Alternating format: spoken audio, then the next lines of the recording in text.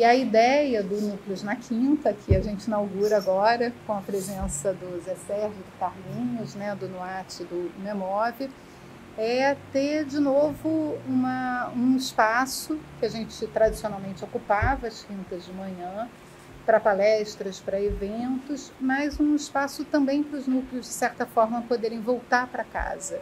Esses últimos anos foram anos desterrados, pela a sequência que a gente não para de repetir, né? Pelo incêndio, pela pandemia, mas também pelo processo que foi se tornando um pouco mais demorado, como costuma acontecer, da obra de restauração e readequação desse prédio, que agora é a nossa nova casa. Então, nós estamos já no momento bem avançado da obra e, por isso, tomamos a decisão também de ir ocupando, mesmo que não com tudo plenamente acabado. Vocês podem ver, estamos aqui no processo de colocação do ar, de colocação da internet, mas temos uma casa. Isso faz muita diferença, né, em termos de espaço físico, e faz muita diferença em termos disso que é a alma de uma casa, né? Que a gente está junto, que a gente poder conversar, a gente poder se escutar, a gente ver o que os colegas estão fazendo, a gente ter uma comunitas de novo atuando. E aí nenhuma inauguração seria mais adequada, né, dessa proposta do Núcleos na Quinta, do que a gente ter aqui o Zé Sérgio, o Carlinhos, trazendo um projeto que é um projeto que nos fala muito também das nossas próprias bases, né? Então, trazer as 5 trajetórias e, enfim, acho que reflete essa encruzilhada boa, produtiva e frutífera entre de onde a gente veio, onde a gente está e para onde a gente está querendo ir. Então, uma vez mais, agradeço demais a Sérgio e Carlinhos por toparem, aceitarem o convite e todo mundo que está aqui. E aí passo para Federico. Não, bom, só para dizer bom dia a todas e todos. É uma enorme satisfação estar aqui, como a Adriana disse, inaugurando esse ciclo de seminários dos núcleos e laboratórios de pesquisa do programa de pós-graduação em Antropologia Social, que pretendemos fazer mensalmente, nos próximos meses. Tudo faz parte, como a Adriana mencionou, do mesmo movimento que foi iniciado no seminário dos 5 anos. Muitos de vocês e muitas de vocês estiveram nesse seminário que aconteceu no mês passado e que continuará em várias atividades, seminários e demais, mensalmente, particularmente depois no mês de setembro, já anunciaremos. Onde do que se trata é isso que a Adriana acaba de mencionar, não? De pensar, bom, aonde estamos, de onde estamos vindo, para onde que a gente vai. As mudanças de casa suscitam esse tipo de reflexão em todos nós quando experimentamos esse tipo de movimento, digamos assim. E aqui isso se junta com muitas coisas que todos conhecemos, não? Processos vividos nos últimos anos que nos obrigam a ser muito reflexivos, e nada melhor que começar com um exercício de reflexividade, que é o que a equipe que vai apresentar hoje o seminário está nos propondo, não?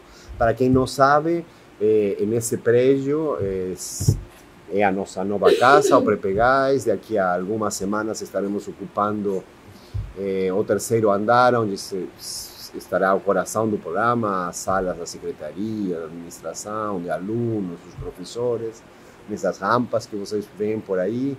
O auditório está terminando de ser reformado. A sala de aula do Prepegás, a principal delas, está aqui em diagonal. Quem quiser pode ir dar uma olhada.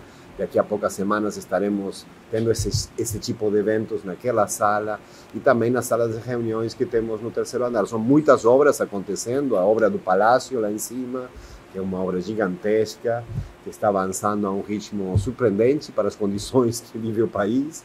É a obra aqui, nesse prédio, que foi todo reformado, enfim, que está nos finalmente.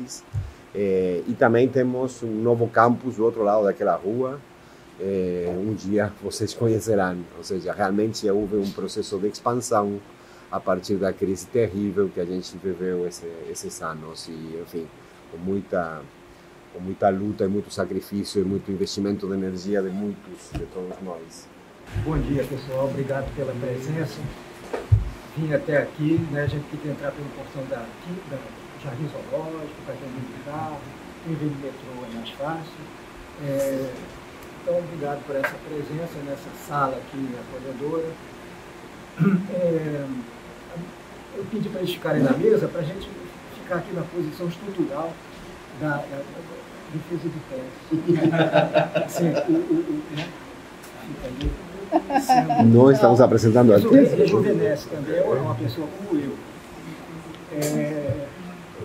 Então,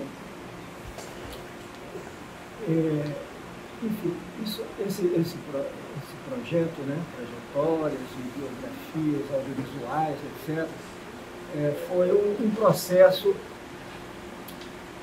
a partir de uma construção de um acervo digital, né, inicialmente materiais de pesquisa, privilegiar assim, os materiais de pesquisa, né, as obras estão aí, ou as publicações, ou os artigos, ou, enfim, filmes, etc. Os produtos estão por aí, mas os materiais são importantes, a gente vai vendo a importância deles, de poder reconstituir os momentos passados, etc. E pode servir também para outros pesquisadores, né, que queiram ter acesso a esse material e dar pista para ir em direção a novos materiais, que aqueles materiais já colocados suscitam, né, continuações. Então era esse o interesse desse acervo. Então a gente foi subindo materiais de alguns projetos, como é o caso do Memórias Camponesas, né, que o Moacir coordenou desde 2004 até 2010, enfim, outras pesquisas, né? A pesquisa que a gente foi fazendo no Colégio de Altos Estudos e tal, fomos colocando lá e colocando as pesquisas. As pesquisas antigas. Nós estávamos justamente trabalhando com o CMA, que é o setor de memória aqui do Museu Nacional, lá no Palácio, quando, né, começamos a digitalizar os acervos da Lígia Sigor e do Moacir Palmeira, que tem lá uma parte do acervo da CONTAG, né? Enfim, uma parte copiada, porque, felizmente, os originais estão na CONTAG em Brasília. E, além de Giraldo, etc., tinha outros acervos ali que nos interessavam. Mas o incêndio impediu esse processo, né? A gente conseguiu salvar os vídeos do Memória Camponesa, e, enfim, então estava nesse processo. Nesse processo, o Zé Carlos aqui, que é o culpado desse projeto, porque, né, é difícil a gente participar dessas trajetórias e, ao mesmo tempo, ficar analisando elas assim soberanamente, né, enfim, de um ponto de vista alto, né, com relação a essas trajetórias que são de colegas como eu, né, e outros que vão se sucedendo ali. Então, o Zé Carlos teve essa ideia porque tinha uma experiência audiovisual prévia, tinha já uma equipe montada entre ele e o editor, né, Agostinho Camerati e outros. E então sugeriu essa questão de começar a entrevistar algumas pessoas, começando pelos mais velhos existentes. Bom, aí tem o que calhou aqui na masculinidade, né? Desculpa, porque, bom, mas tem desses 5. No entanto, nós temos em edição já uma segunda parte, com a Regina Novaes, que está aqui presente, que vai ser a debatedora, né? vai julgar essa geração aí um pouco superior. O Alfredo Wagner, né? A Lígia Sigor, a Beatriz Herédia, a Rosilene Alvim, Neide Sterces, que já foram filmados.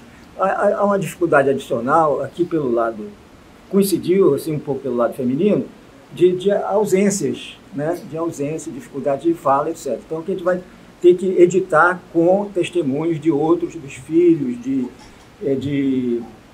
e de colegas, etc., né? Para tentar montar essas pessoas que não estão presentes para falar. E temos aí um agendamento de pesquisas, de outras filmagens, né? Como Eliane Cantarino, que participou do projeto Emprego, a Bruna Franqueto, que tem essa linhagem via Ione Leite, né? Que está vinculada também aos primeiros projetos do Roberto Cardoso, e por aí vai. Talvez a Leila Landim e outras pessoas participaram do projeto Emprego. Bom,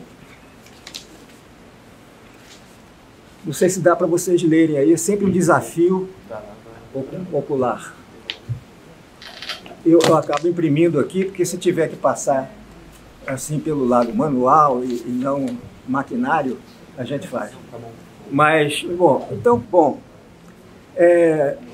então, como recortar esse universo, né, de grupos de pesquisa, né, de grupos, de uma geração aí, né, que começou a interessar o Zé Carlos,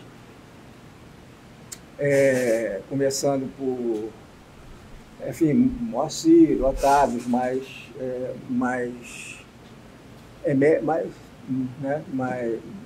estão na origem, né, do programa, junto ao Roberto Cardoso, etc., justamente a geração que iniciou aí o programa. E, enfim, eu mesmo, depois a Frane, que entramos em 1970, os anteriores estavam presentes aí, o Otávio, muito tempo, bastante tempo atrás, desde meados dos anos 60, mas o Moacir a partir de 69, e eu, a Frane, a partir de 70. O João foi para o UNB e depois veio para o programa em 77, mas é justamente uma continuidade das pesquisas do Roberto Cardoso, passando pelo Otávio. Bom, então, a gente teve a ideia de circunscrever esses entrevistados, né, porque sempre é um perigo, porque alguns e não outros, né, dentro de um pertencimento comum a esse programa. Então, a gente pensou justamente em focar nos primeiros projetos coletivos iniciais, né, desse programa, enfim, que foram os de 68, o projeto de 68, chamado Estudo Comparativo do Desenvolvimento Regional, né? Desenvolvimento regional é um tema da época, né, dos anos 50 para 60, e nesse diálogo também com órgãos financiadores, né? Então você tem que estar com uma problemática da época. E então, desenvolvimento regional, Nordeste e Centro-Oeste. Centro-Oeste sendo assim o chamado Brasil Central, na época, né, onde foram iniciadas as pesquisas do Roberto Cardoso, do David Maybury Lewis, né, e de outros colegas mais próximos ao Roberto Cardoso, que teve estão na pré-história do programa, né, digamos assim, porque o projeto inicial desse estudo comparativo de desenvolvimento regional, ele acabou sendo financiado pela Fundação Forra. É um processo que envolve vários atores, né? Você tem, por um lado, enfim, a USP do Roberto Cardoso de Oliveira, né, e sua supervisão, sua orientação por Florestan Fernandes, né, como Darcy Ribeiro também vem de São Paulo, enfim, e vem para o Rio, né, o Darcy Ribeiro no Museu do Índio, e depois saindo para voos mais altos, Ministério da Educação, Casa Civil, etc., né. Enquanto isso, o Roberto Cardoso foi convidado, né, depois dessa passagem pelo Museu do Índio, né, crises, né, persistentes, enfim, crises que a gente conhece ao longo da história, então o Roberto Cardoso foi convidado por Castro Faria. Castro Faria é o membro histórico da antropologia do Museu Nacional desde os anos 30, e em 58 ele chama o Roberto Cardoso para o Departamento de Antropologia. E o Roberto Cardoso teve essa iniciativa assim, articuladora, ele fazia uma articulação, enfim, já tem essa história anterior com a USP, já tem essa história no Rio com as entidades indigenistas, e, por outro lado, começa também um diálogo com Harvard, né, com os Estados Unidos, com David Maybury Lewis, que fez pesquisa no Brasil Central, e aí eles fazem,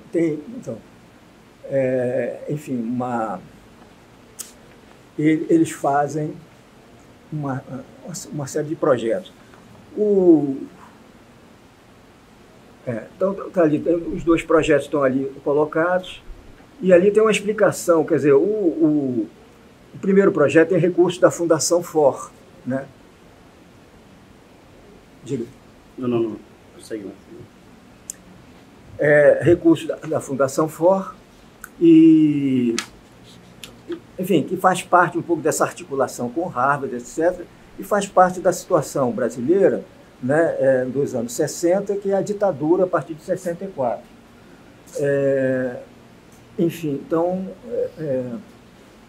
são esses recursos que finalmente entram. Há uma experiência anterior de projetos também coletivos, assim, entre aspas, de pesquisa, mas coletivo no sentido de ter o professor central, né, o professor titular estabelecido, não titular não, mas enfim, é o professor, que é o Roberto Cardoso, aliado ao Castro Faria, aliado ao David Maybury Lewis, professor do exterior, e os alunos, né? Então, tem a partir de 1960, tem uma série de cursos de especialização, né? Na ausência da pós-graduação, mestrado, doutorado, você tem esse recurso dos cursos de especialização que vem depois de uma licenciatura, de uma graduação, onde a antropologia não é principal, ela é uma matéria subordinada à sociologia ou às ciências sociais como um todo, né? Por exemplo, na PUC do Rio de Janeiro, que, por sinal, vai ser uma instituição que vai perpassar essas pessoas aí, você tinha o Manuel Diegues, que era o professor, uma série de assistentes, né? E a antropologia era uma matéria ali, uma disciplina. Então, a especialização, né, encaminha uma profissionalização dessas pessoas.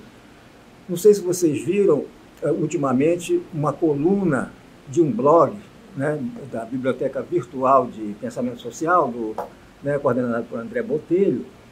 Ele convidou a Alcida Ramos, que foi uma das discípulas imediatas do Roberto Cardoso, que entrou na primeira turma de especialização coordenada pelo Roberto Cardoso. Houve turmas anteriores que foram coordenadas pelo Darcy Ribeiro, né, já no Museu do Índio, etc., durante os anos 50. Por exemplo, Alzira Abreu, que era, né, que trabalhou no CPDOC, né, falecida recentemente, ela participou dessas turmas. Uma tia minha chamada Laís Mouzinho Guide, que fez História e Geografia na Faculdade de Filosofia, também participou desses cursos com o Darcy Ribeiro, né? A Josildete Consorte, enfim, tem uma turma aí que fez esses primeiros cursos com o Darcy Ribeiro. O Roberto Cardoso, né, sucede a isso, fazendo cursos de especialização também, com turmas sucessivas. Primeiro, a gente vai ver as fotos, quer dizer, primeiro com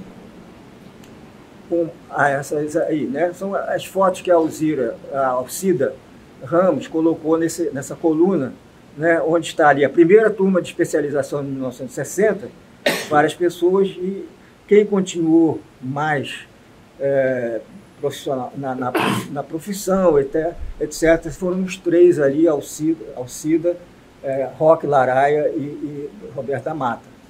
Então, depois, a outra turma já incorporou Melati, e, enfim, depois Silvio Coelho, Cecília Helmut, enfim, tem esses primeiros profissionais dessa turma de especialização. Como sempre, alguns continuam no centro da profissão, outros fazem atividades conexas ou partem para outras coisas. O Roberto Cardoso, por exemplo, né, as pessoas forneciam dados para o Roberto Cardoso fazer as sínteses, né? Ele próprio também fez seu trabalho de campo, etc., né, mas forneciam materiais para, por exemplo, para os livros depois que saíram do Roberto Cardoso. Então tem um pouco essa ideia de projeto coletivo, quer dizer, entre o professor e seus alunos que vão se formando no campo, fornecendo material para o professor central, ao mesmo tempo fazendo suas carreiras, né? A Alcida foi fazer pós-graduação no exterior, como se fazia na época, que não havia tanto aqui, Depois o Mata também foi para Harvard. E, enfim, então esses cursos aí, né, foram de 1960 até 64, né? Eu acho que não à toa, porque aí os esquemas devem ter mudado, né? Mas os projetos continuaram, né? Vários projetos, o Cardoso dirigiu, né? Por exemplo, ficção interétnica, né? Um projeto da ficção interétnica do museu junto com o Centro Latino-Americano de Pesquisa em Ciências Sociais do Manuel Diegues. Esse projeto Harvard Brasil Central, né? Porque o David Maybury-Lewis estudava, né, grupos como Chavantes e outros, né, num plano elevado de diálogo, assim, de crítico com o Lévi-Strauss, né, sendo ele mais jovem, outsider, né, e o Lévi-Strauss, a parte central, né, e então era um projeto que tinha repercussões internacionais, né, no campo internacional da antropologia. O Roberto Cardoso estava associado a isso, então tinha esse Harvard Brasil Central. E depois um colonialismo interno, né, que é um diálogo lá com o Rodolfo Stavenhagen, um sociólogo, antropólogo mexicano, né, e o Otávio chegou a participar desses projetos, tanto do Fricção Interétnica quanto do Colonialismo Interno, que estava associado ao ICS, o Instituto de Ciências Sociais, né, que precedeu o IFIX, mais ou menos, mas era um instituto mais de pesquisa, onde estavam ligados o Roberto Cardoso, Roberto Cardoso, Evaristo de Moraes Filho, né, da Sociologia do Instituto, enfim, e o Castro Faria, né, estavam ligados a esse. Então, essa era a rede institucional da época, né, o Centro Latino-Americano, Harvard, o Instituto de Ciências Sociais.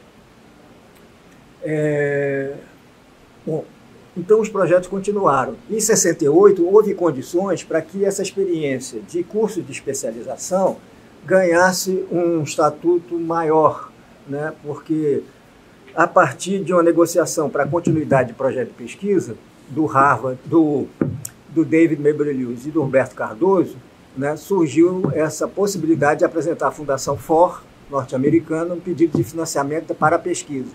E a Ford, enfim, sugeriu que houvesse uma ligação com o mestrado, uma pós-graduação que recém tinha sido colocado lá o parecer Sucupira, né? Esse nome se perpetua na pós-graduação, fazendo arrancar os cabelos dos coordenadores, mas, enfim, esse Sucupira deu um parecer onde tinha lá um marco legal de uma nova pós-graduação, etc. O Cardoso, antenado com isso, o Castro Faria, etc., né, enfim, aproveitaram a ocasião para... Já tinham experiência nisso, nos cursos de especialização, então fundaram esse mestrado, em 68. Né, houve condições para isso, a Fundação Ford primeiro. A Fundação Ford, ela financiava por 5 anos. Os professores tinham bolsas da Fundação Ford, né? Por exemplo, Otávio, Moacir, depois Lígia, quando passou a ser professora, Neuma Aguiar, enfim, uma série de professores eram bolsistas e não da UFRJ. A UFRJ só tinha o Castro Faria, Roberto Cardoso e Roberto da Mata. E os outros eram professores bolsistas.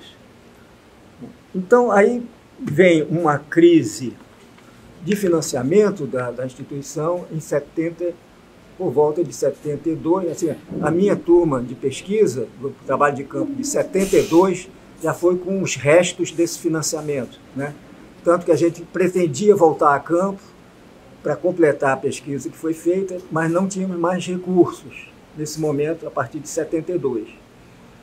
E aí seria uma debacle, né, do curso, porque os pesquisadores bolsistas iam ficar sem dinheiro, sem sustento, né? Então poderia haver uma dispersão ali profissional, né? Bom, calhou que eu até botei aqui uma... filho, pode recuar ali para... Eu botei uma carteirinha minha da FINEP ali, ó. Assim, na falta da carteirinha do Afrânio. Nós dois trabalhávamos na FINEP, a gente fez, assim, tivemos um percurso pela pela economia, né? Vimos que a economia política não era mais isso, era uma economia neoclássica predominante, né? Tanto na França, onde a gente fez 2 anos, quanto no Brasil, atenuado pela Escola de Sociologia e Política da PUC, porque a economia ainda era subordinada às ciências sociais ali. Mas era uma coisa... Então fizemos essa incursão e também conseguimos entrar em instituições de economia. Então a FINEP, nós estávamos lá infiltrados na FINEP. O SNI, naturalmente, monitorou essas coisas.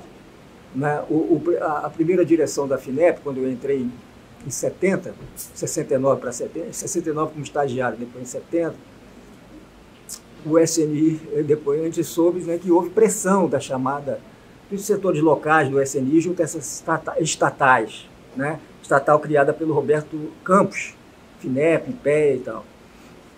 E esse pessoal da velha elite brasileira mineira, eles, com uma ponte com o campo cultural, né, eles brecaram essa investida do SNI, eu sobrevivi ali.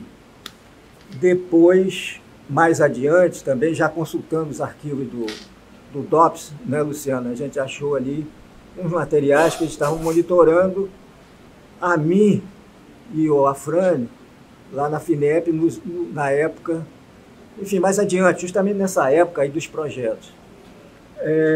Mas, infelizmente, aí o Pelúcio, que era o presidente da época da FINEP, a partir de 72, ele tinha uma ambição de criar um fundo de desenvolvimento científico e tecnológico, que ele já fazia essa prática no BNDE, antes de 64, né, com a turma chamada estruturalista, latino-americana e tal.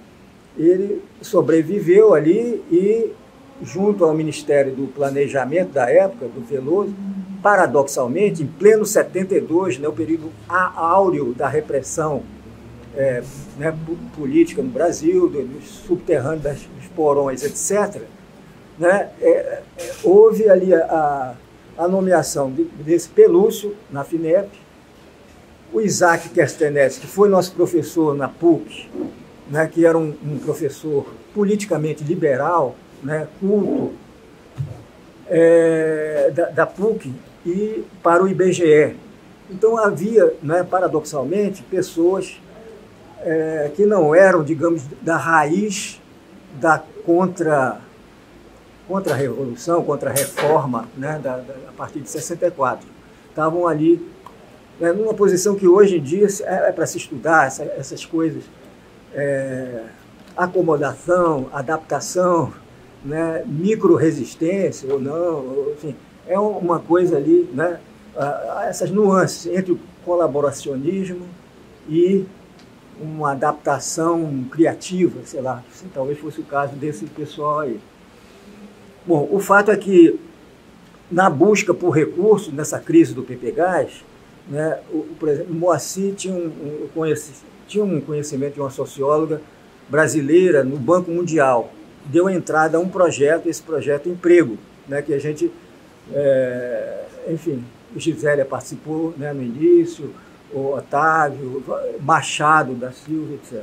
Então, nós bolamos um pouco esse projeto e submetemos ao Banco Mundial. O Banco Mundial, ele tem que, para ser aprovado um projeto, ele tem que ter a anuência do governo brasileiro, né?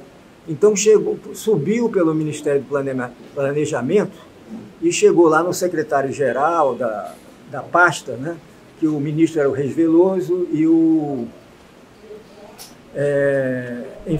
e o secretário-geral era um Nilson Holanda, era um economista de origem cearense e tal, que estava nessa posição de poder, e ele brecou esse projeto, porque achava que, enfim, era muito, sei lá, não sei bem o que ele achou, acho que era muito sociológico, não era econômico, não era, enfim, estava propondo ali estudos de caso, que a gente chamou de situações tipo e tal.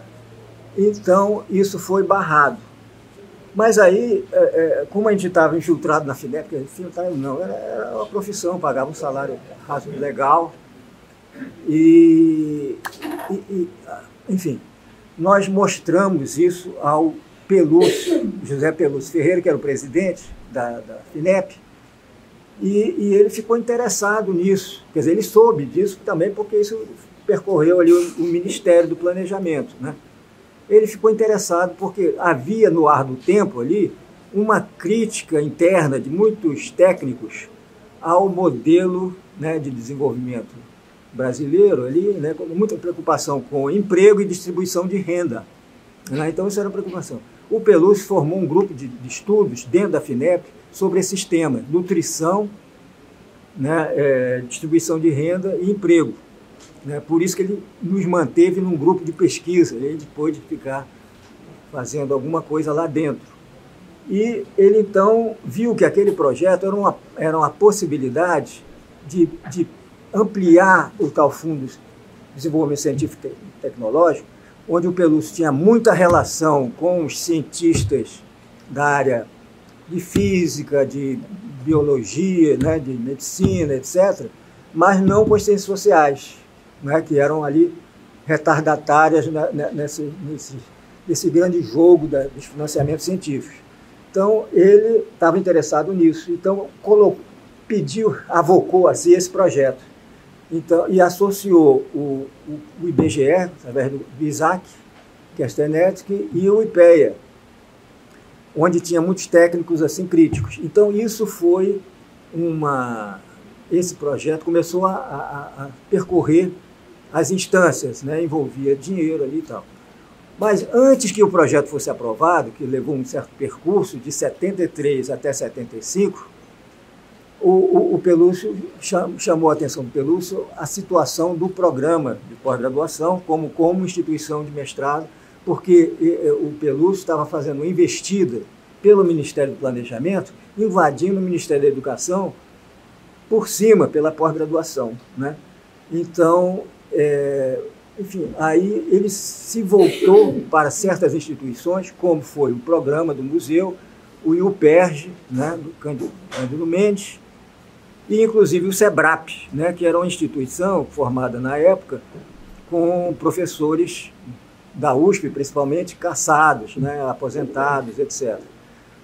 Então, isso daí que esses dois projetos, projeto inicial com financiamento externo, Fundação FOR, e o projeto com financiamento nacional,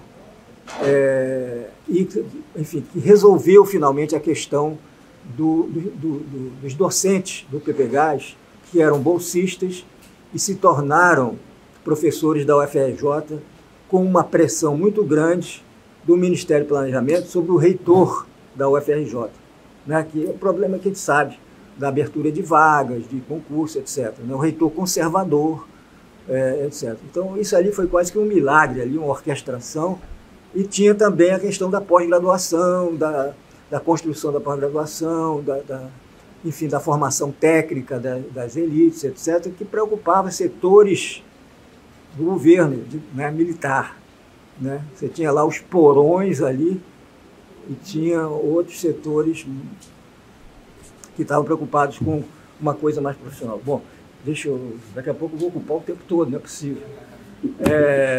Bom, então, daí esses dois projetos, né? Depois tem isso. Bom, então, essa para ficar nessa foto aqui, você vê, então, as 5 trajetórias aí que foram colocadas, que nós finalizamos, né? Depois haverá outras. Havia afinidades anteriores. Você vê, assim, o mundo profissional era menor, naturalmente, não é como hoje, felizmente, é bastante amplo à vista do que era ali. Então, ali naquelas fotos, a gente colocou em cima, né, foram fotos descobertas depois da gente fazer essas trajetórias aí. Tanto o Moacir como o Otávio mencionaram esse grupo de estudos que, na PUC, em 1962, onde tem ali enfim, além na falta daquela coisinha de luz, o Moacir está aqui escondido, né? Aqui está com a mão na cabeça. tem uma outra foto dele com esse Sérgio Lemos, que era assim um pouco o cara mais velho, mentor desse grupo, né? Fazia direito. E, bom, e aqui estava o Otávio, aqui do lado de óculos, né? De óculos. E esse personagem aqui, as pessoas não reconhecem, mas depois a gente foi vendo que era o Machado, né? Que hoje, na época, tinha cabelo, né? E nessa foto aqui está com um cigarro aqui, apagado na boca, mostrando até muita característica de fumante, e com os óculos na mesa, né? Então ele está disfarçado. Então tinha esse grupinho, né? O Otávio, Moacir e Machado, que se profissionalizaram nas ciências sociais, e outros colegas aí que depois têm uma relação mais adiante com a, enfim, com reforma agrária e outras coisas. Isso, então havia essas afinidades aí anteriores na PUC. A PUC ali era um celeiro, né? Depois. Aqui sou eu e o Afrânio, tivemos um percurso grande juntos, né? Porque foi desde o colégio de aplicação da UFRJ, né? Fomos colegas de ginásio e ensino médio, e aqui no ciclo básico da França, na Universidade de Paris, que ficou de 66 a 68, aqui era a Universidade de Nanterre, em 67, né? Que estava nessa residência universitária, né? Onde aqui já tinha eclodido, eu estava começando, que era inverno, né? Estava começando a eclodir aquilo que vai ser em maio de 68, passava muito por aqui. E a gente completou o curso depois na PUC, onde a gente foi contemporâneo do João Pacheco, do Alfredo, que era uma turma, né, depois da nossa, posterior à nossa, né? E que onde nós fizemos em 68, 69, completamos os créditos na PUC, eu e o Afrânio, né? O Moacir, né, estava na França nessa mesma época, fazendo a tese dele, né, Latifúndio e Capitalismo. Então, nessa época aí, a gente conheceu o Moacir, né, nessa época, e outros colegas lá que estavam, alguns estudantes, como o Moacir, né, que tinha uma bolsa da França, através do Centro Latino-Americano, você tem essas relações aqui, né? E outros colegas, o Moacir, vocês vão ver que o Moacir vai mencionar no trecho dele, que a gente selecionou, 3 minutos de cada um. Mas o Moacir, calhou do Moacir falar desses inícios e da ida dele à França.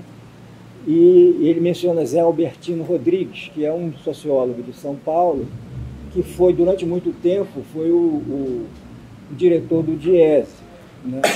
É o mentor ali do Jardel, mítico, né? Lá do Diese de hoje, é o Zé Albertino. E, enfim, então tem essas relações aí.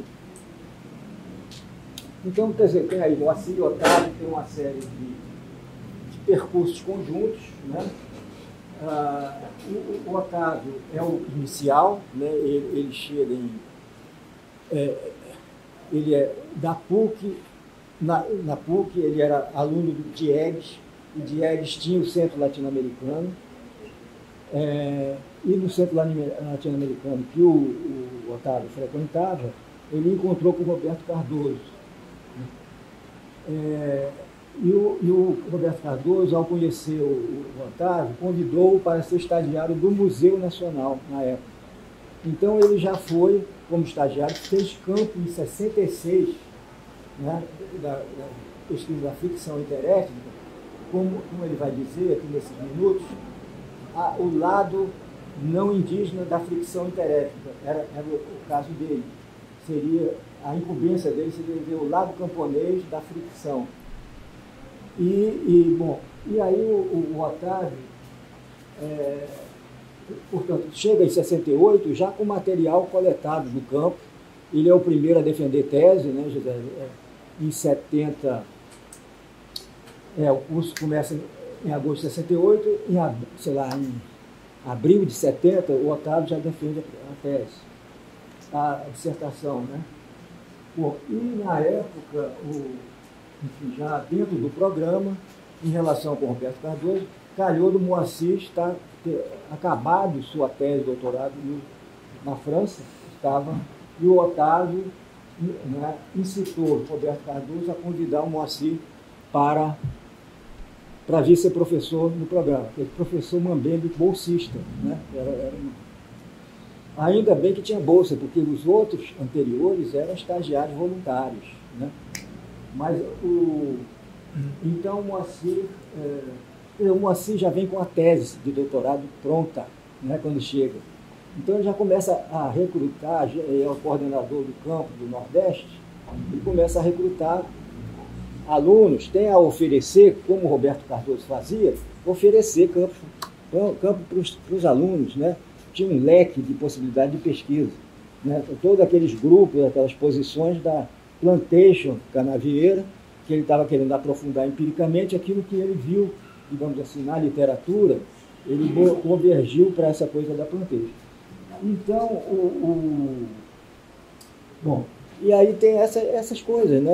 Naquele mesmo momento, Moacir estava entrando, já tinha o irmão, né? Então, nas fichas do SNI, Moacir, irmão do Vladimir.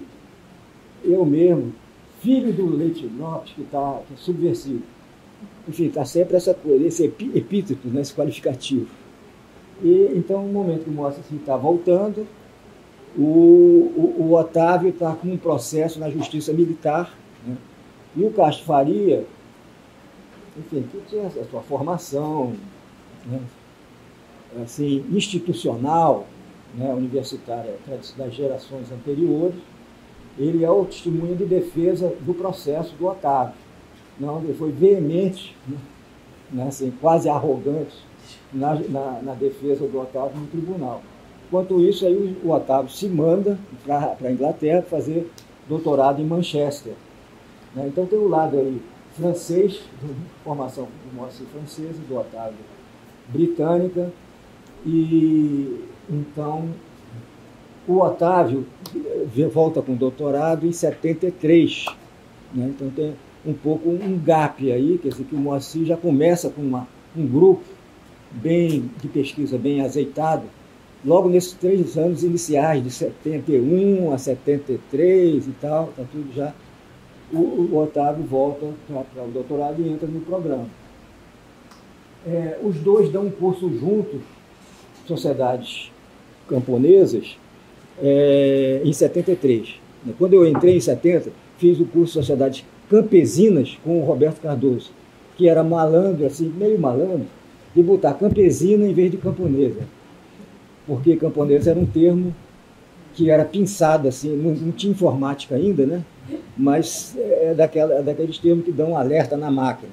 Na época era, sei lá, as fichas. Então a gente fez esse curso. Depois, no segundo semestre, o Moacir deu um curso sobre planteio, sobre a tese dele, e depois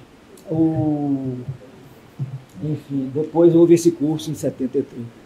O Moacir deu um curso também com Shelton Davis, que era um doutorando de Harvard, né? Havia esses doutorandos de Harvard que frequentavam, né, o museu. Ele deu um curso sobre posse da terra e tal, e que eu fiz. E depois, esse curso 73, que o Alfredo, numa apresentação ao livro do Otávio, Frente de Expansão Cultura Agrária, uma reedição, faz uma grande apresentação, onde vários desses dados aí anteriores, do Otávio eu peguei lá, está bem sistematizado. E que é um dos livros que eu ia mostrar para vocês, mas está no suporte da máquina aqui, que é o livro, segunda edição do Frente de Expansão. Bom, aí tá. Aí eu tem uma série de números ali, de currículo vitae, de currículo lattes, né, condensado, que é uma chatice. Mas, enfim, é para dar uma ideia, uma base empírica aí das datações, né, e por ali você tem os indicadores de percurso, né, as grandes semelhanças e também as posições diferenciais, né? Quer dizer, o Otávio investe no campesinato, os dois estão juntos, Moacir e Otávio, nessa literatura camponesa, dão curso de sociedades camponesas juntos, mas o Otávio tem esse lado amazônico, o Moacir tem esse lado da plantation nordestina, né? E, enfim, por aí vai. Também forma um grupo de alunos, alguns comuns, outros diferentes, né? E, então, nesse momento, o Moacir dirige projeto Emprego, e o Otávio, também no âmbito da FINEP, dirige um outro chamado Hábitos Alimentares, né, que era uma preocupação também, na época, da nutrição. Então, foi uma pesquisa com a UNB, com o Klaas Wortmann, que o Otávio fez. Então, aí tem isso. O Otávio, como a gente vê, ele, enfim, apesar de subversivo pelo lado da justiça militar, ele tem um grande investimento na comunidade científica e informação, né? Científica em geral, SBPC, né? Ciência Hoje, depois, né? Por aí vai. Então, ele vai por esse caminho. E já o Moacir tem enfim, a pesquisa o leva à assessoria educacional sindical, né? O Afrânio também teve um período de assessoria educacional sindical na Federação do Rio, né? FETAG, Federação dos Trabalhadores na Agricultura do Rio de Janeiro. Bom, é isso. Eu mesmo tive enfim, a gente era um grupinho que já em 72, 3, a gente se reunia, assim, com certo cuidado, secretamente em casa, e via lá, tinha lá uma listagem de conflitos sociais, terra, greves, trabalhadores e tal. Então a gente acabou acumulando material desses, de recorte de jornal, etc. Estava ali antenado nessas coisas dos conflitos de camponeses, trabalhadores e tal. E, enfim, finalmente, diante de laços tecidos em campo, né, o Moacir acabou sendo, enfim, convidado para ser assessor da CONTAG, né, a Esfera Nacional. E eu, enfim, fiz a minha parte fazendo uma assessoria à pastoral de Nova Iguaçu, né, onde eu encontrei o Adair aqui presente. Nessa época encontrei o Jardel no Sindicato dos Metalúrgicos, em 79, das greves. Então a gente estava assim, quer dizer, eu sou um desviante, porque pela pesquisa de operários do açúcar, entrei pela fábrica da Plantation, né? Dali eu fui para as tecelagens e tive que dialogar com a literatura, enfim, operariado, história social dos trabalhadores, os sociólogos do trabalho e tal. Então, estava ali imprensado entre o universo camponês, ao qual pertencia pela Plantation, e também uma especialização dos operários marginais, não de São Paulo, mas de outro lado, né? Mas dá para entender também os de São Paulo, porque muitos vieram de lá, do Nordeste. Mas, bom, então eu já falei aqui essas coisas.